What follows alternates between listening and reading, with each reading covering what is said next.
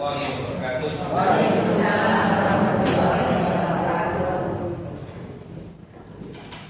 Alhamdulillah, wassalatu wassalamu ala Rasulillah wa ala alihi wa sahbihi wa mawala wa la hawla wa la quwwata illa billah. Asyhadu an la ilaha illallah wahdahu la syarika lah wa asyhadu anna Muhammadan abduhu wa rasuluhu la nabiyya wa la rasula ba'dah. Qala Allah ta'ala fil Qur'anil Karim, ya ayyuhalladzina amanu taqullaha haqqa tuqatih wa la tamutunna illa wa antum muslimun. Amma ba'd. Segala puji bagi Allah Subhanahu wa taala atas seluruh nikmat, wilayah serta taufik-Nya kepada kita semua, sehingga pada pagi hari ini kita kembali bersua, kita bisa kembali mendatangi madrasah kita, tempat belajar kita, ya, dalam rangka mempelajari ilmu agama. Mudah-mudahan apa yang kita usahakan ini mendapatkan ridho dan juga balasan pahala yang berlipat ganda dari Allah Subhanahu wa taala. Salawat dan juga salam kita berikan kepada junjungan kita, suri kawan kita Nabi Muhammad sallallahu alaihi wasallam, dan kepada seluruh keluarganya, sahabatnya dan seluruh umatnya yang senantiasa berusaha untuk terus mengikutinya dengan baik dan benar hingga akhir zamannya. Bapak-bapak dan ibu-ibu, para santriwan dan santriwati Madrasah Manusia Barokah Purbalingga yang kami cintai karena Allah Subhanahu wa taala. Sebelum pelajaran kita lanjutkan, kita akan absen terlebih dahulu dan mohon bagi nama yang kami pakai untuk bisa menyampaikan kehadirannya. Bapak Agus Santoso, Ibu Ambar Dadiati, Ibu Andi Endang, Pak Studi, belum, Ibu Bakti Rianti, Ibu Devi, Ibu Dwi Yudiarti, Ibu Juliani Putri, Ibu Erni Maiza, Ibu Erni Puji, Ibu Ernika, Ibu Handayani, Pak Harsono, Ibu Heni Yuliarti, Ibu Hikmah Studi, Ibu Liskis Niani, Bapak Mumpar Hadir, Ibu Muslim, Bapak Muslim, Bapak Pujianto, Ibu Purbaningsih, Ibu Rasmini, Ibu Rohani, Ibu Rosidah,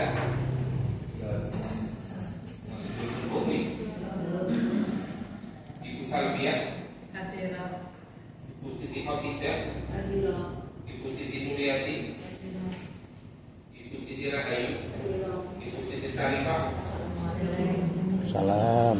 Ibu Siti Sugiati, Ibu Siti Surya, Bapak Sugihatoyo, Bapak Suharjo, Bapak Ibu Suparni, Ibu Sumarsi, Ibu Sumartini, Bapak Suparman, Bapak Supriyo, Ibu Suratni. Ada Ibu Suratni?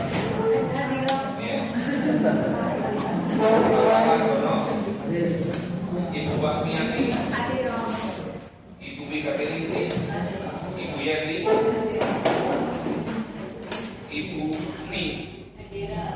Ning siapa ini? Kok ini Ning Pak?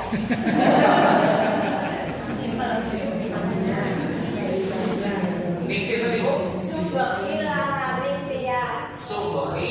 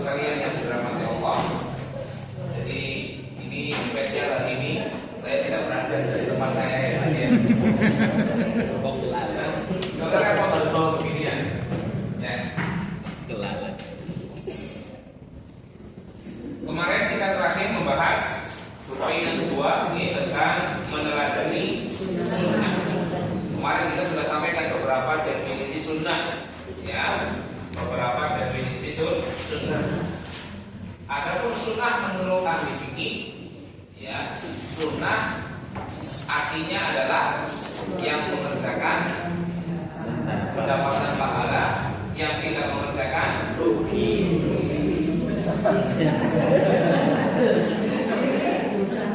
Walaupun memang ruginya itu tidak sampai mendapatkan siksa, tidak sampai mendapatkan dosa, tapi ruginya karena tidak mendapatkan pahala.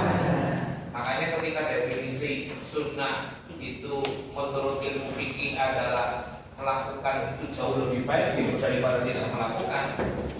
Ini membuat motivasi pada diri kita, membuat motivasi kita untuk ketika kita mengetahui ada ibadah yang hukumnya sunnah, bukan untuk ditinggalkan, tapi usaha untuk dilaksanakan. Ya. Adapun menurut ilmu hadis atau ilmu akidah, sunnah itu artinya apa? Sesuatu yang diajarkan oleh Rasulullah SAW, sesuatu yang disandarkan kepada Nabi Muhammad SAW dari bentuk perkataan, perbuatan, dan takrir. Itu menurut ilmu fikih, ilmu hadis dan juga ilmu akidah. Ya.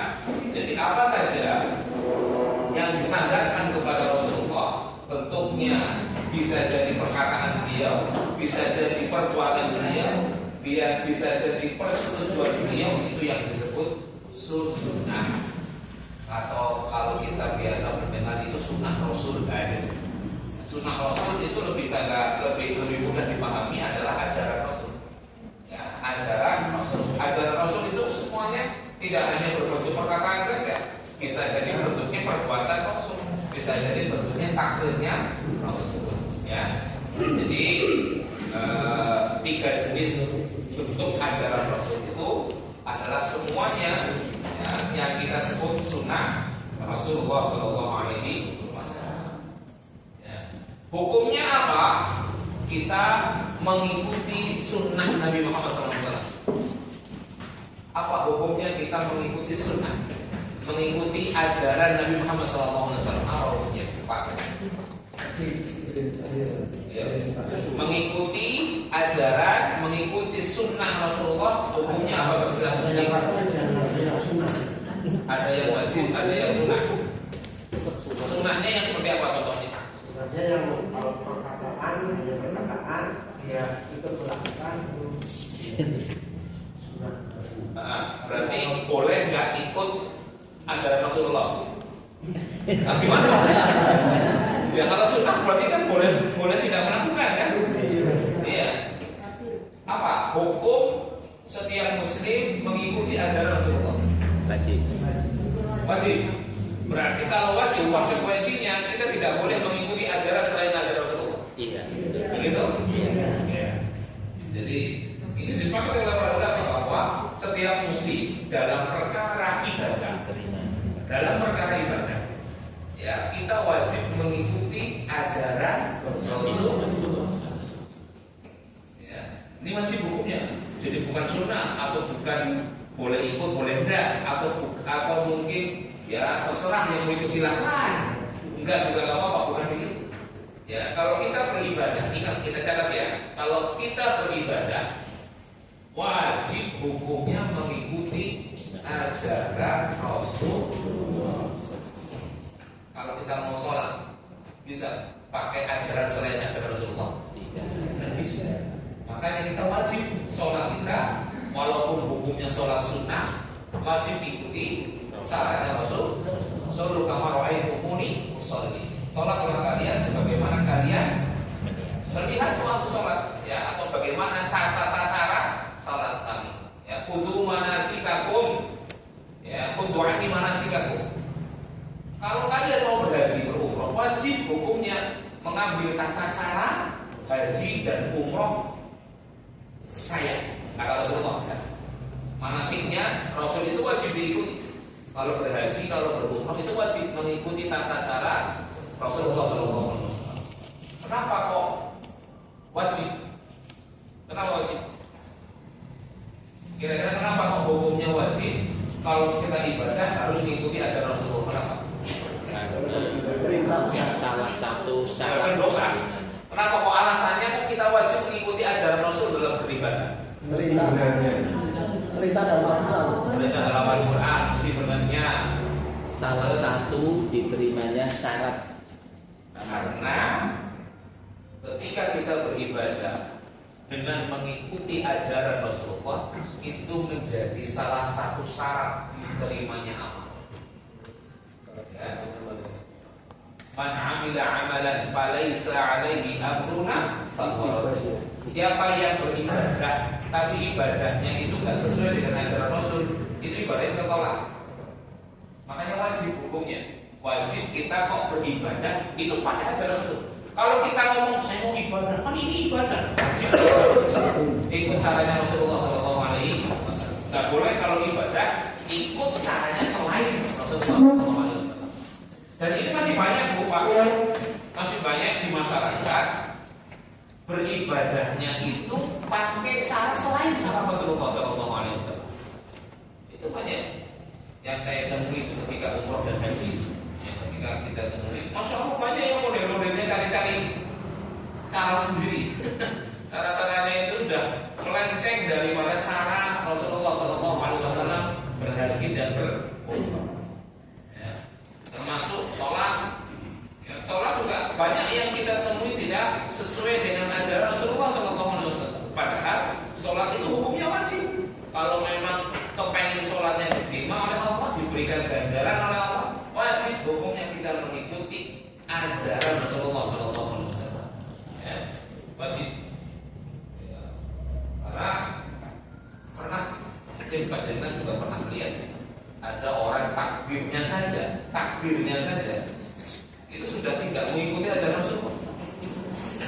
Pernah melihat orang takbir Allahu Akbar.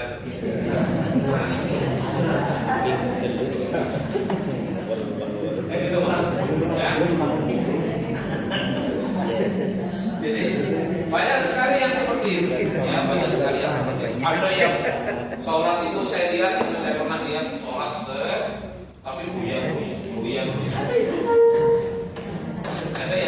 Ada yang sholat ketika sujud naruh batu dia untuk di jidatnya.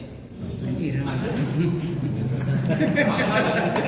Ya, tapi yang jelas dalam sholat itu hukumnya wajib. Kenapa wajib mengikuti ajaran Rasulullah?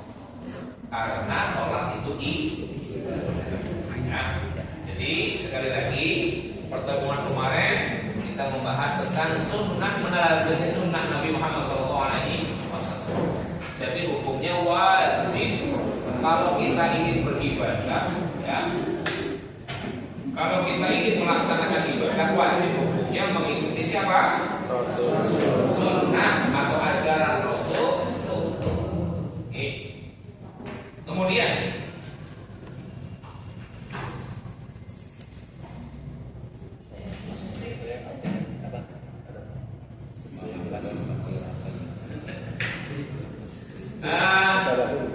begini.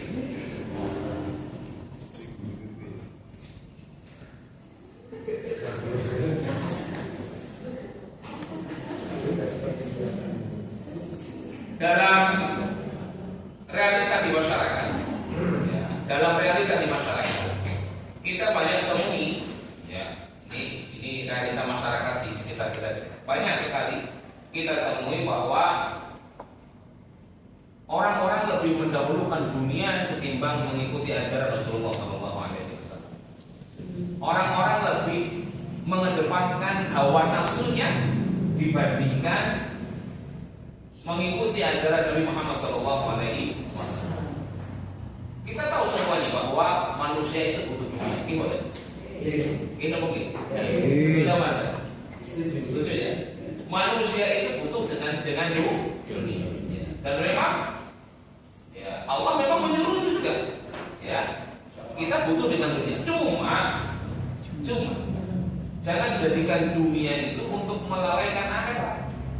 Tapi jadikan dunia itu sebagai wasilah menuju akhirat. Ya.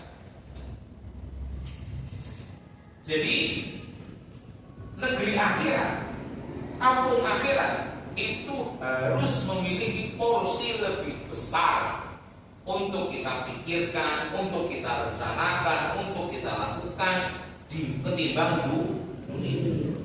Kita hidup di dunia, walaupun kita hidupnya masih di dunia, tapi porsi mikirin akhirat itu harus lebih banyak.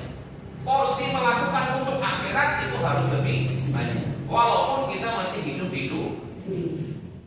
Allah Subhanahu wa taala berfirman dalam surat Al-Qasas ayat yang ke-7. Apa yang dikatakan Allah? Fattabi fima ataka Allah darul akhirah wa la tansa nasibaka minad dunya. Carilah apa yang telah Allah anugerahkan kepadamu untuk negeri akhirat. Jadi Allah menyuruh kita untuk nyari akhirat, untuk berjuang mendapatkan akhirat dengan dunia yang telah Allah anugerahkan kepada kita. Allah memberikan segala fasilitas di dunia ini, gunakan untuk mendapatkan akhirat. Walatan sanasi bakal dunia. Tapi jangan sampai engkau itu lupa dengan urusanmu tentang dunia.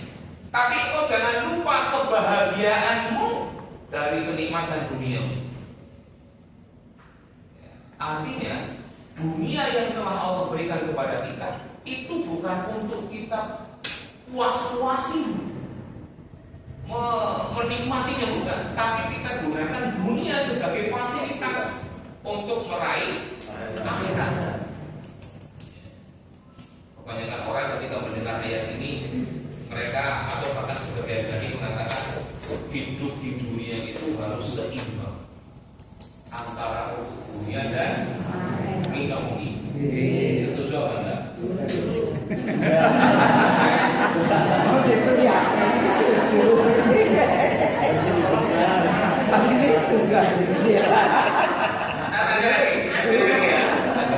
Ini jawabannya coba berumah.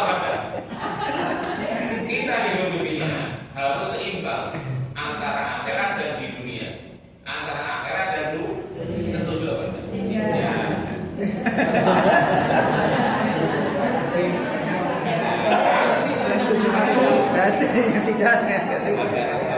Oh, sampai nggak setuju. Lebih banyak akhiratnya. Jadi nggak boleh seimbang. Nggak boleh. Allah mengatakan di dalam surat Al-Qasas ayat yang ke-77. Wabtaghi fima ataka Allahu darul akhirah. Kamu cari akhirat dengan cara menggunakan dunia itu. Dunia digunakan untuk mencari akhirat. Walaupun sanasi berbeda dunia, tapi kamu jangan lalai tentang kenikmatan dunia. Apakah ayat ini sedang menyampaikan hidup di dunia seimbang antara akhirat dan dunia? Setuju pada?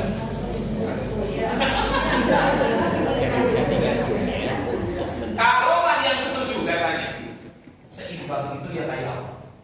Sama-sama memikirkan, jangan memikirkan dunia saja, jangan memikirkan akhirat saja. Karena kita menuju seadanya kita kayak mati membawa dunia. Memang mati tidak membawa dunia, tapi kalau hidup di dunia tanpa batas sama sekali, mungkin kita juga akan. Iya.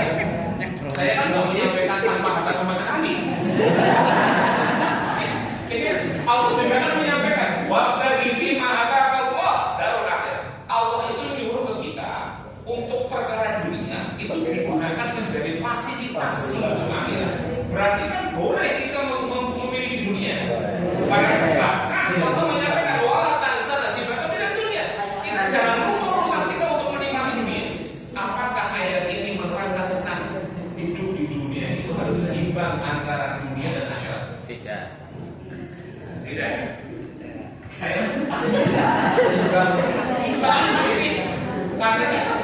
Karena saya sering mendengar dari ketika mereka menyampaikan hidup di dunia itu harus seimbang antara akhirat dan dunia. Pakainya dari ini. Nah, saya tanya kalau yang misalnya berpemahaman hidup di dunia itu harus seimbang antara akhirat dan dunia. Seimbang itu yang seperti apa? Apa 50-50 pada baik gini? Apa seimbang itu pada jomplang setitik itu termasuk seimbang? sama-sama memikirkan porsinya. Porsinya. Oke. Kalau seandainya benar sama-sama memikirkan porsinya. Sama atau ada yang lebih banyak? Harusnya bukan sama bukan. Hubungannya apa? Adil gitu. Kalau seimbang ya 50-50.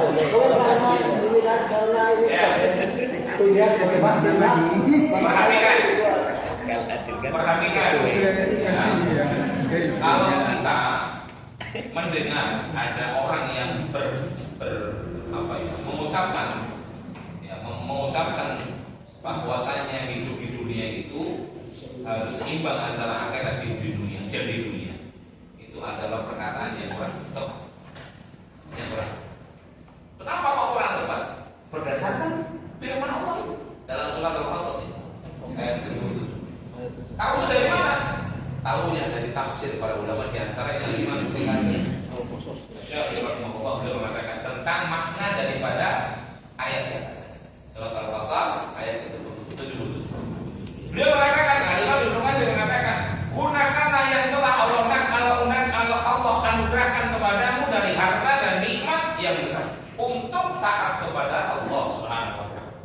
Jadi, menurut Imam Ibnu Katsir rahimahullah bahwa kita itu disuruh oleh Allah untuk menggunakan semua fasilitas duniawi yang kita punya untuk ketaatan kepada Allah Subhanahu wa taala.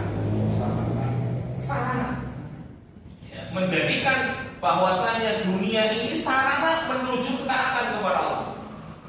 Kita jadikan semua yang kita punya di dunia ini sebagai fasilitator gitu ya, untuk mendapatkan akhir. Ya, mendapatkan akhir. Jadi apa saja misalnya contoh kita punya motor saja. Ya, kita mau gunakan motor itu untuk menjadi sarana agar kita taat kepada Allah Subhanahu wa taala. Gimana caranya? Oh, belajar. Sekarang kan belajar. Silaturahmi. Jangan gunakan motor itu untuk sesuatu yang tidak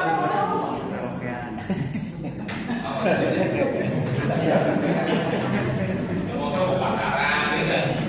Motor buat berangkat ke tempat-tempat yang dilarang, gitu ya. Ya intinya jangan digunakan untuk selain daripada ketaatan kepada Allah Subhanahu wa taala. Walakan sadasi bagaimana dunia. Maksudnya jangan engkau lupakan urusanmu, nasibmu, kehidupanmu di dunia adalah Allah membolehkan kita makan, Allah membolehkan kita minum, Allah membolehkan kita berpakaian, Allah membolehkan kita bertempat tinggal, Allah membolehkan kita menikah. Itu urusan dunia. Allah membolehkan kita punya HP, punya kendaraan. Allah boleh. Allah membolehkan kita punya itu semuanya. Tapi jangan jadikan itu semuanya menjadi sarana menjauhkan diri kita dari Allah Subhanahu wa taala. Tapi jadikan semua itu sarana untuk kita lebih taat, lebih dekat kepada Allah Subhanahu wa taala. Tapi realitanya di masyarakat banyak sekali orang-orang yang justru lebih mengedepankan dunianya ketimbang akhirat. Fasilitas yang telah Allah berikan di dunia ini, ya, harta, ya, yang Allah berikan kepada kita di dunia ini tetap digunakan cuma untuk dunia, bukan digunakan untuk akhirat. Ya, jabatan, fasilitas bukan, sarana bukan, dari Allah Subhanahu wa taala. Ya, tapi banyak yang digunakan untuk hanya dunia. Ya kan? Betapa banyak orang yang punya jabatan, tapi kebijakannya yang hanya korupsi. Maksudnya ketika memberikan kebijakan itu keuntungannya dilihat dari sisi dunia terus. Gitu. Pertimbangannya selalu dari sisi dunia. Ya. Dan sayang sekali kaum muslimin ini lebih banyak yang seperti itu dibandingkan yang justru lebih porsinya lebih besar memikirkan merencanakan mendapatkan akhirat. Ya, ketika di dunia ada sebagian orang yang tahu politik dunia yang mikirnya dan terus akhirat mikirnya apa? Mikir akhirat apa? Mau kalau akhirat mikir akhirat jadi mikir. Ya kan? Sudah tidak punya kesempatan kita untuk memikirkan sesuatu untuk akhirat, sudah di akhirat. Makanya kita memikirkan akhirat ketika kita masih di dunia. Adapun semua yang kita miliki di dunia itu hanya sekedar sarana saja mendapatkan akhirat. Mendapatkan akhirat. Ya. Maka saking mementingkan dunia daripada akhirat, sebagian orang itu demi menjalankan ajaran Rasulullah semangat kalau dibayar. Semangat kalau dibayar. Ini pernah kejadian Pak. Gak tahu di Bapak jadikan sama pada saya. Saya pernah bikin pengajian angkat di rumah tanpa ada embel-embel makanan, embel-embel bol pas saya singkat kan. Begitu kita jadikan pamflet, kita sebar undangan, ada Polres lagi, ada makan, ada minuman gratis, bahkan ada kupon yang nanti bisa diundi untuk mendapatkan hadiah utama. Singkat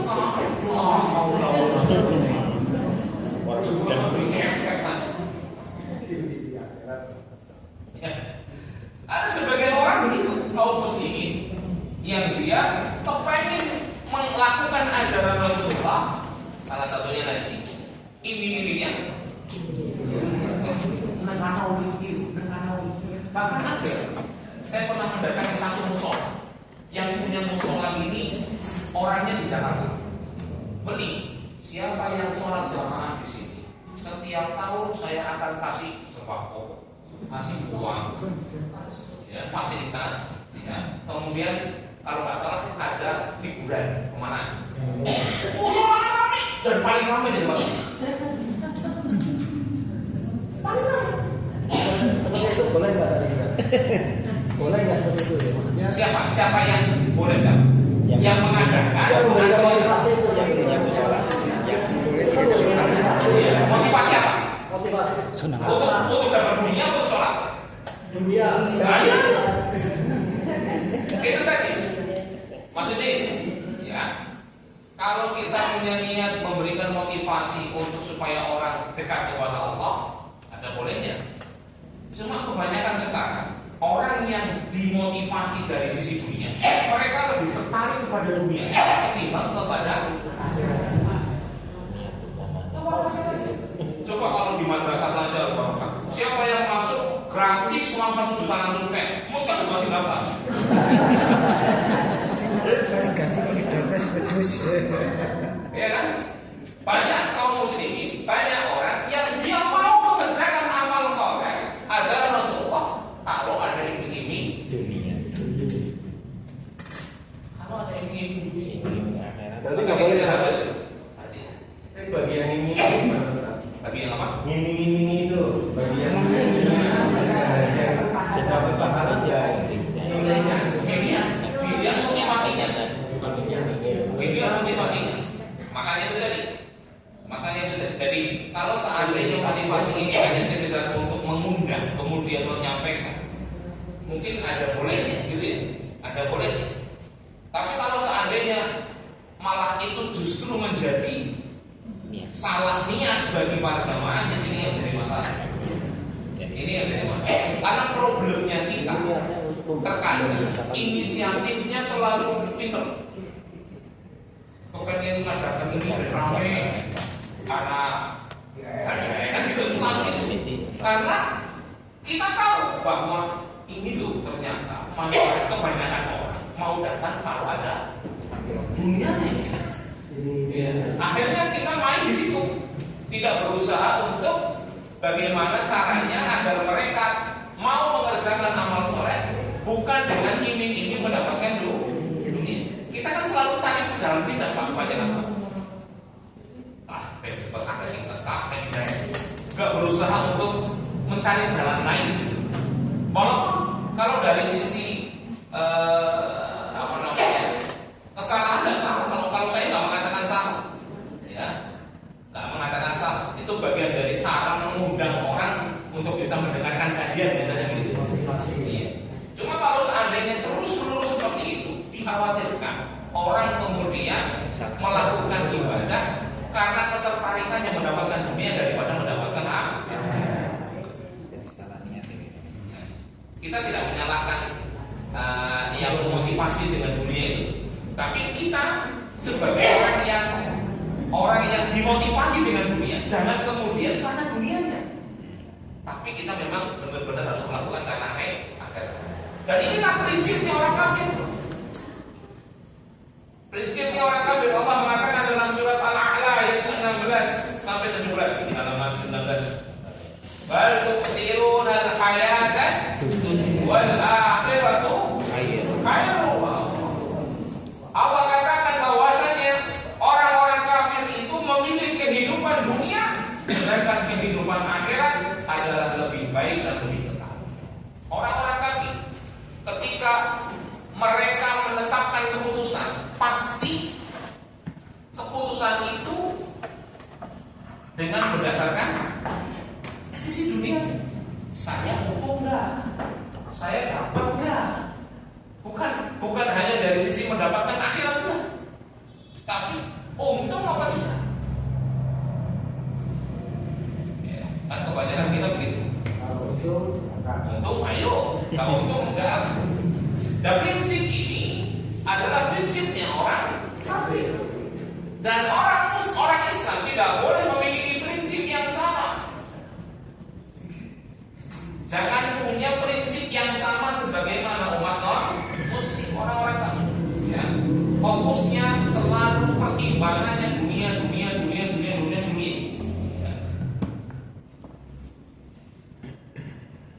Sebagian umat Islam mengesampingkan urusan akhirat karena memilih. Karena prinsipnya mendahulukan dunia di atas akhirat. Ini contoh paling simpel ketika kita hidup di dunia masyarakat di tengah-tengah kita. Azan berkumandang, apa kewajibannya? Melaksanakan sholat kan begitu ya. Ya, kalau azan berkumandang, saatnya waktu sholat datang. Apa perintahnya? Kita diperintahkan mengerjakan sholat.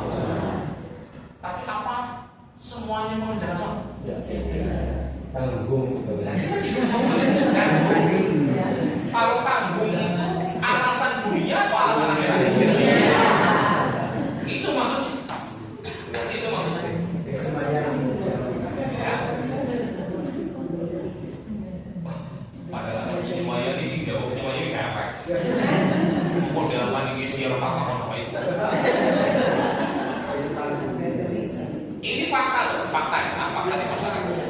Gak usah salah-salah yang di sini aja. Terkadang kita masih seperti itu ketika menjalankan ajaran Rasulullah, ketika kita beribadah kepada Allah, masih mengesampingkan urusan akhirat dan lebih mementingkan urusan dunia. Ini nggak bisa dibohongi. Ini nggak bisa ditutup. Karena memang ini fakta di tengah-tengah kita. Itulah sang anak acara. Aku Allah pakai istilah wadah. Pada ada mulai.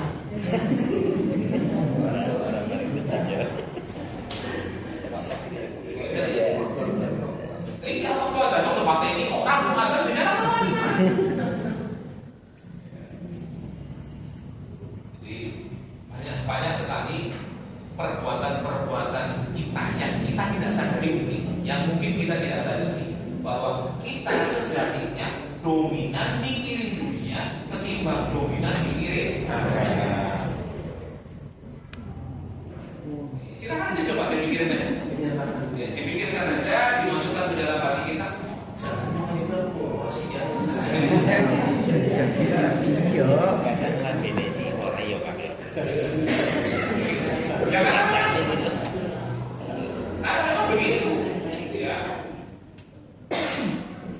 Bahkan seorang ulama bernama Malik bin Dinar, Malik bin Dinar, ini pernah menyampaikan, beliau sedang memberikan gambaran betapa akhirat itu harus punya porsi lebih banyak untuk kita pikirkan.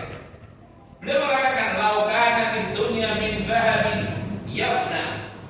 Kalau seandainya dunia itu terbuat dari emas, yang emas itu akan bisa sirna, akan bisa hilang. Ya, dunia ini terbuat dari emas. Ya, wal akhiratu min khazafin yabqa.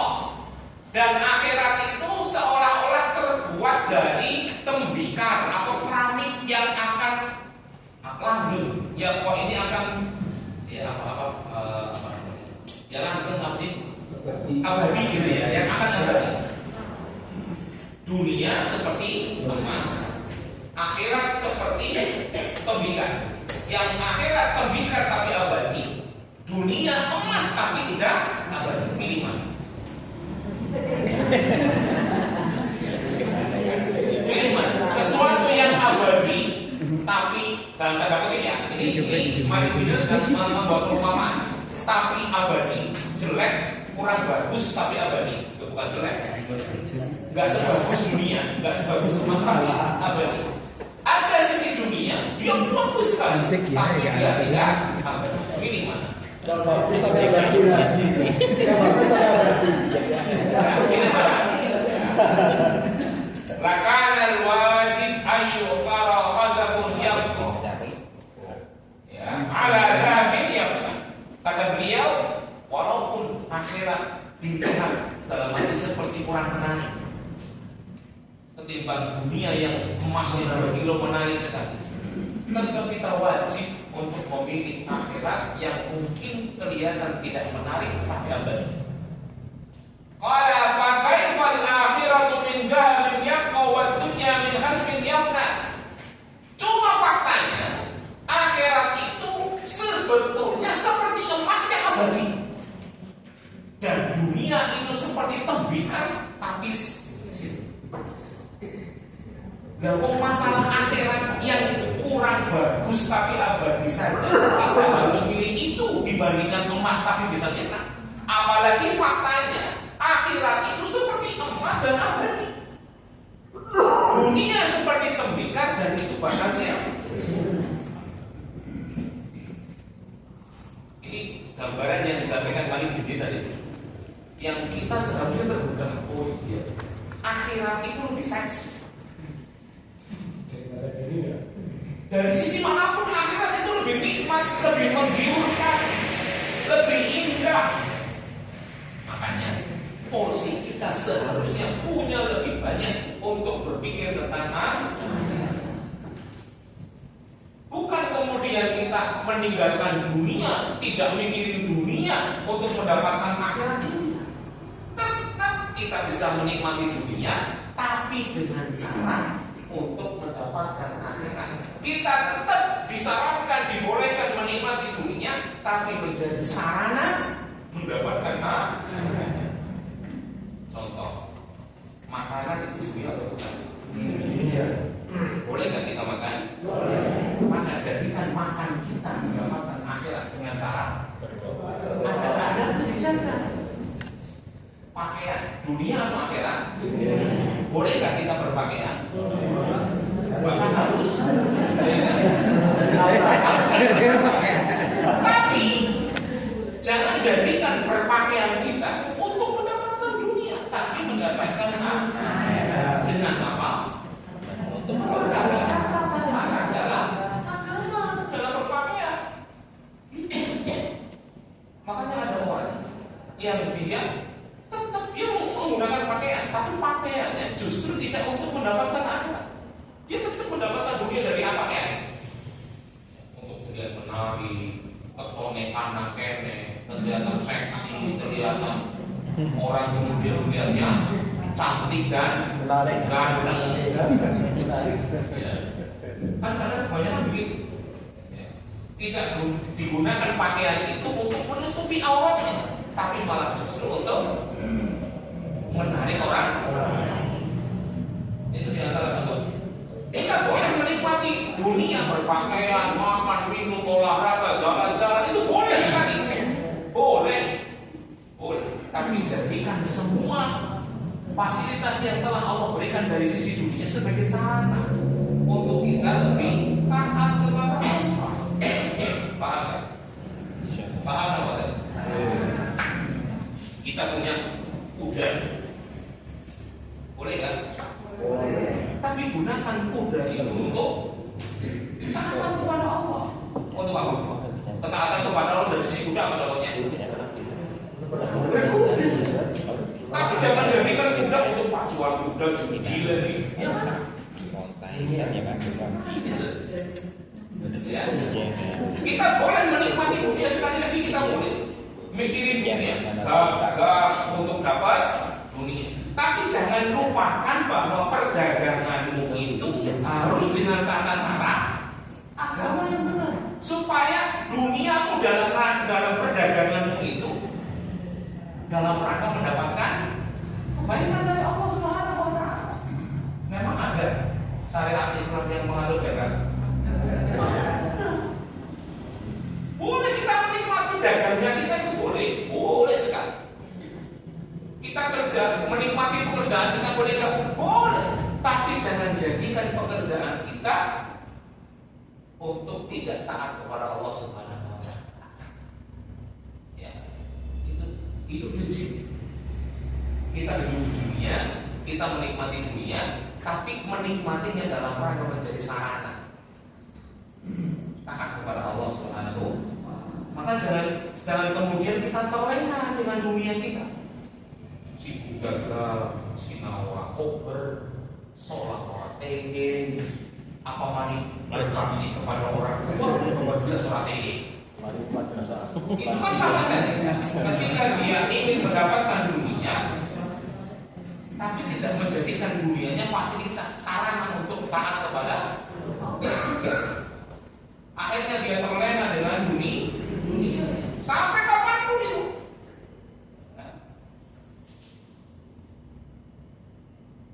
Maka yang harus kita pahami dari makan, pakaian, minum, dan semua yang sifatnya dunia yang kita miliki, kita jadikan untuk fasilitas menuju akhirat, ya, sebagai sarana menuju akhirat. Jadi boleh nggak ketika di dunia kita menikmati dunia? Sepakat ya? Cuma sekali lagi, semua urusan kita di dunia itu jangan untuk dunia saja, tapi untuk untuk apa? Yang ini yang masih perlu kita perbaiki terus. Perlu kita perbaiki terus. Misalnya kita punya harta uang, ya, jangan hanya dibayangkan uang itu untuk menyenangkan nafsunya saja, tapi uang kita nikmati dengan cara sesuai yang Allah dan Rasulnya inginkan, menyenangkan orang lain, menyenangkan keluarga, bersedekah, berhaji, berumroh. Itu kan semua butuh uang. Maka jadikan uang kita untuk taat kepada Allah Subhanahu wa Ta'ala. Karena sesungguhnya harta yang kita miliki adalah harta yang bermanfaat untuk kita, adalah harta yang kita gunakan di jalan Allah. Kalau harta yang kita simpan tidak ada manfaatnya. Paham? Kita sebab sejatinya kita itu hanya memanfaatkan sebagian kecil dari harta itu. Makan, Anda bisa nggak beli makan itu nasi 1 kilo, ayam 3 kilo, daging 1 kilo untuk jadikan satu nafas. Sanggup nggak beli itu? Sanggup nggak beli itu? Belinya satu. Yang kita mana? Ini paling sedikit, orang kok mana? Sejatinya dari harta kita yang kita manfaatkan untuk diri kita itu hanya sedikit. Hanya sedikit. Kita punya motor 3, aku terus-terusan juga mau HP. Kan kita baru pakai cuma. Kita punya rumah 3, apa sedina itu nih? Esok lagi apa ini? Ada yang dipakai paling. Sekarang.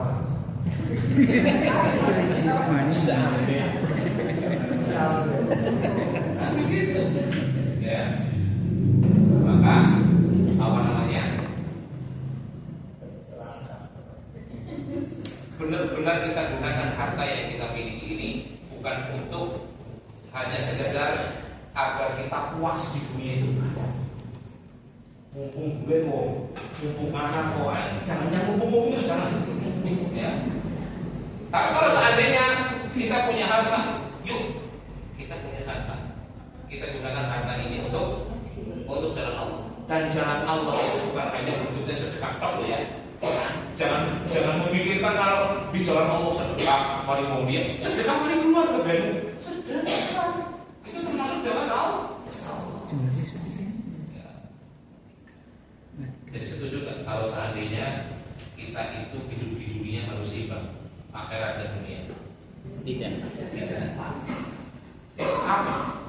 Porsinya itu harus bersamaan antara akhirat dan dunia. Dengan cara apa? Bahwa akhirat harus punya porsi lebih banyak daripada dunia. Menggunakan dunia kita untuk sebagai sarana menuju akhirat. Paham itu? Ya. Jangan jadikan dunia yang kita miliki saat ini kita gunakan hanya untuk dunia. Duit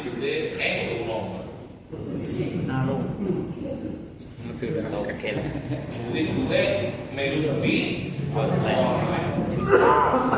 itu kan namanya punya harta tapi tidak digunakan menjadi sarana menuju ya dunia. Punya rumah 3, 1 dimanfaatkan, yang 2 berbutuhan dan digunakan untuk kebaikan akhirat. Ini banyak yang di masyarakat kita seperti ini. Ya. Jadi ketika fokus kepada dunia dan menganggap bahwa dunia ini adalah perkara yang paling penting ketika di dunia, akhirnya dia mengumpulkan harta sebanyak. Manusia itu kan tipenya watak aslinya kan rakus. Watak asli manusia itu kan rakus. Lah wong ibaratnya nyuci wis duwe mobil cici, kepane ora kaya duwe mobil. Ya. Sudah punya Bojo ayu. Bojo maning.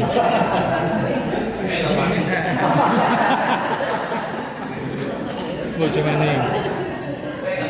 Saya balik. Saya nggak mau terjebak balik.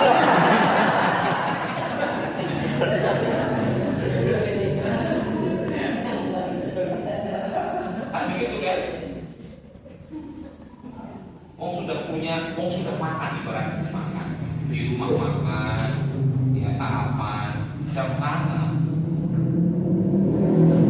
Ada makan gratis plus makan lawe ayam, bagi enduk. Mana? Padahal Bungkus. kalau memang keambilan manusia secara watak jadi kepada dunia itu sangat apa ya namanya? Sangat itu lah. Rakus itu tadi. Makanya kita itu harus berani bisa mengontrol diri, tahu posisi kita ketika di dunia itu jobnya dari Allah kita untuk ngurusin akhirat. Makanya dulu kan ketika di awal kita sampaikan wa ma khalaqtul jinna wal insa illa liya'budun. Jobnya kita itu di dunia ibadah. Tapi jangan bayangkan ibadah itu cuma sholat. Ibadah kan macam ada dua macam. Apa ibadah itu? Yang murni dan yang tidak murni. Ya, makanya kita gunakan dunia sebagai fasilitas beribadah, baik ibadah yang murni ibadah ataupun yang tidak murni ibadah. Seperti panjenengan menggunakan kendaraan panjenengan datang ke sini. Ini kendaraan yang digunakan sebagai sarana untuk mendapatkan apa? Panjenengan menggunakan harta jenengan untuk beli pulpen, untuk beli buku, untuk beli yang lainnya sebagai sarana mencatat ilmu. Itu akhirat. Itu akhirat. Panjenengan gunakan harta uang panjenengan untuk berinfak. Yang infak itu digunakan untuk kebaikan. Itu juga fasilitas sarana untuk menuju akhirat. Ingat ya, jadi apa yang kita sampaikan hari ini ya, yaitu tentang jangan menjadi orang yang senantiasa mendahulukan dunia ketimbang urusan ajaran Rasulullah SAW. Jangan jadi kayak ya. Makanya saya itu kadang-kadang kasihan melihat orang yang selama hidupnya itu gak ngaji. Ada loh yang ketika ditanya orang itu pengajian orang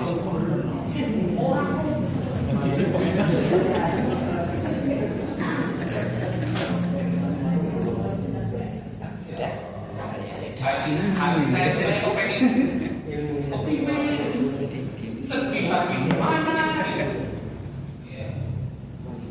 Karena sampai kapan dunia itu tidak akan membuat kita puas. Dengan cara apapun kita mencari dunia, itu tidak akan pernah membuat hati kita puas. Saya tanya, ada orang puas punya dunia? Si paling suci sama si jadi. Nah, yang masih bisa tanya orang terkaya sama. Siapa yang punya Soros? Pakai dulu kan ya orang terkaya di dunia. Apa orang terkaya di dunia yang hartanya mungkin triliunan atau ribuan triliun itu wis masuk orang kerja? Cukup saya nggak punya. Begitu. Patutkan dia mencari. main nambah terus. Karena sampai kapan hati kita tidak akan pernah terpuaskan. Untuk dunia itu nggak boleh. Makanya jalan satu-satunya ketika kita supaya hidup di dunia tenang, nyaman, jangan jadikan dunia sebagai penghambaan kita, tapi jadikan dunia sebagai sarana, sebagai fasilitas untuk menuju kampung. Karena kalau seandainya kita terus mengedepankan dunia dibandingkan akhirat, itu tidak pernah ada ujungnya. Duwe warung rame, kok pengen duwe cabang? Iya kan? Iya, pasti itu. Kan begitu. Punya usaha ini, kepengen gawe Tambah lagi. di usaha yang lain. Bahkan yang sudah kerja gajinya tinggi, boleh sambilan. Karena tidak pernah merasa hatinya puas dengan mendapatkan itu. Jadi boleh kita mencari dunia Pak, boleh sekali, boleh.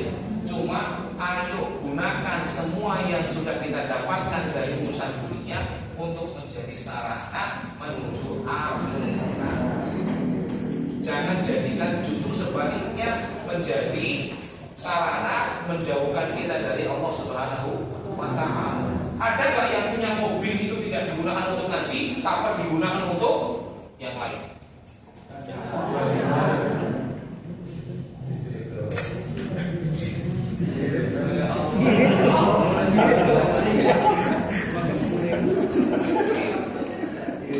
Allah jadikan HP dunia ya.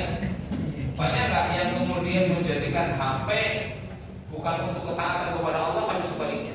Banyak. Jadikan ini sebagai sarana menuju akhirat. Untuk menjalankan ajaran Rasulullah, gunakan ini untuk menjalankan ajaran Rasulullah.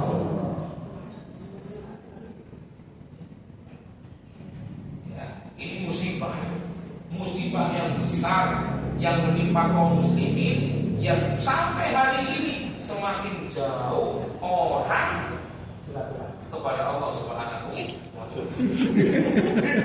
Semakin dekat, semakin rakus kaum muslimin ini kepada dia.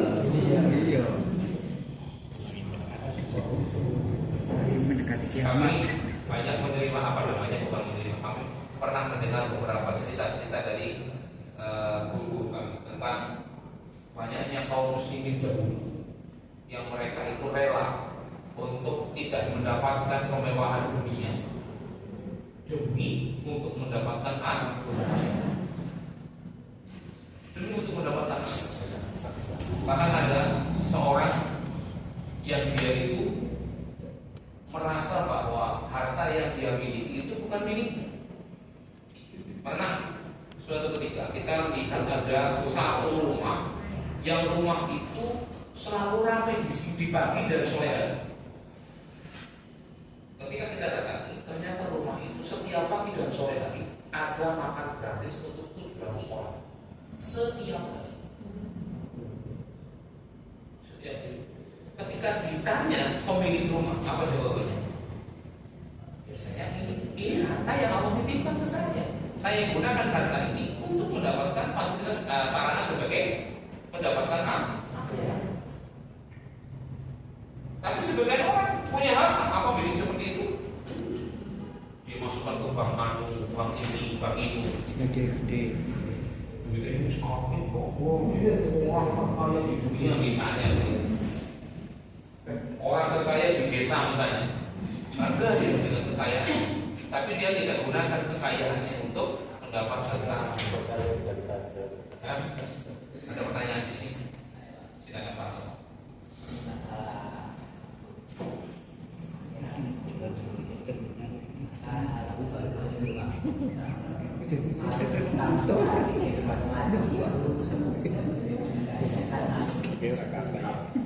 Lebih apa? Dirahasiakan kepada kalau kita akan ya nggak masak makanya saya belum bisa masak. Jadi kita belajar mengikuti pengajian, mengikuti belajar di madrasah misalnya. Apa sebaiknya ditutup-tutupi, apa sebaiknya diumbar-umbar gitu? ya masa orang tahu Itu sebaiknya bagaimana? Pertama, ini kembali ke urusan hati. Ini kembali ke urusan ya hati kita bisa jaga pada itu yang pertama. Yang kedua, ketika ada ibadah yang memang sebaiknya diketahui oleh orang lain sebagai motivasi, maka diketahui oleh banyak orang itu lebih baik daripada kita. Contoh, sholat jamaah. Bisa nggak kita kumpul-kumpulan sholat jamaah di masjid? Lebih baik mana? Lebih baik mana sholat jamaah di masjid dan di rumah?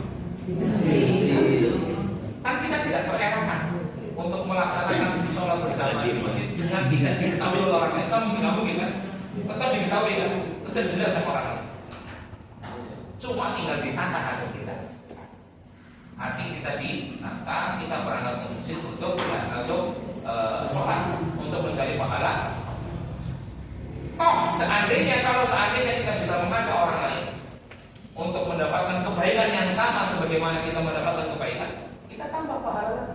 Maka ala khair walaupun itu ajr fa'ili.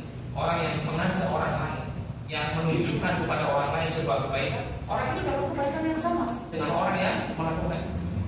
Termasuk misalnya madrasah, belajar agama di situ. Padahal kan ngajak orang lain. Ayolah, selama aku sama-sama. Hati-hati, dari orang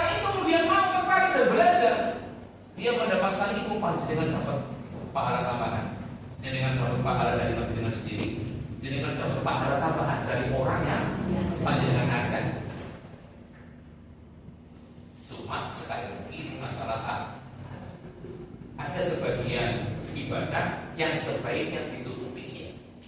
Tapi ada sebagian ibadah yang tidak bisa dipungkiri dari dilihat orang lain. Ya. Maka dalam perkara ibadah yang tidak bisa dipungkiri dilihat oleh orang lain, tinggal jaga hatinya. Kita kesini datang murni untuk belajar, tidak untuk dikatakan sebagai orang soleh, orang malu. Kita murni datang ke sini untuk belajar, gitu ya. Jadi menyesuaikan, tergantung jenis ibadah. Kalau ibadah seperti sedekah, sedekah itu sebaiknya ibadah yang disembunyikan apa yang disembunyikan. Walaupun boleh sedekah terang-terangan boleh, tapi disembunyikan lebih. Maka dalam perkara sedekah sebaiknya disembunyikan.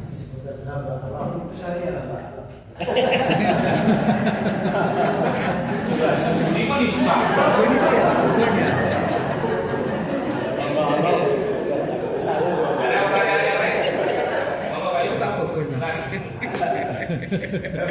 Maaf, pertanyaan saya sebelumnya terkait dengan pelajaran yang kemarin. Oh gitu. Kemarin Ustaz mengajarkan sunnah sholat sunnah wudu, Oh, sholat sunnah yang di masjid. Tahiyatul Saya itu mana yang harus dikerjakan terlebih dahulu? Tidak. Oh, gitu. Jadi itu bisa dikerjakan berbarengan ya. Satu barengan itu maksudnya sebagian ulama membolehkan kalau sholatnya sama-sama sunnah sama-sama sunnah, kita boleh menggabungkan dua sholat menjadi satu sholat. Yang kami satu contoh, karena waktu terbatas, ada sebagai masjid yang iqomahnya itu di waktu minyak 5 menit, kayak panjenengan mau nopo dari 2 menit setengah. Sholat orang disiplin, maka boleh dengan waktu yang sesingkat itu, ya sedikit itu, panjenengan melaksanakan keduanya tapi satu sholat. Sholatnya 2 rakaat, niatnya setelah duduk dan tahiyatul masjid. Bahkan sebagian ulama dalam masalah sholat tahiyatul masjid itu dikatakan sholat tahiyatul masjid itu tidak atau bukan sholat tertentu, sholat khusus itu. Ya, panjenengan dengan datang ke masjid, sholat masjid langsung itu sudah termasuk tahiyatul masjid. Datang ya, datang ke masjid, sudah masuk waktu sholat. Apa kita tahiyatul masjid dulu? Kita langsung sholat wajib. Maka dengan kita sholat wajib di situ itu sudah termasuk kita tahiyatul. Seandainya waktunya masih Ada. ya, Dua-duanya pakai. artinya begini. Tujuan mana gitu? Begitu itu nanti sholat sunnah subuh. Kemudian kalau begitu datang di masjid, Tahiyatul masjid. ya jadi begitu kita datang kalau sudah Intinya panjenengan maksudnya ada waktu dua-duanya disediakan. Mana yang lebih dahulukan? Ya silakan, mau dahulukan tahiyatul masjid boleh, mau didahulukan wudu juga tidak ada masalah. Tidak ada yang sebaiknya. Tidak ada yang sebaiknya. Tapi kita jangan sesuai dengan yang panjenengan inginkan saja. Pak ya.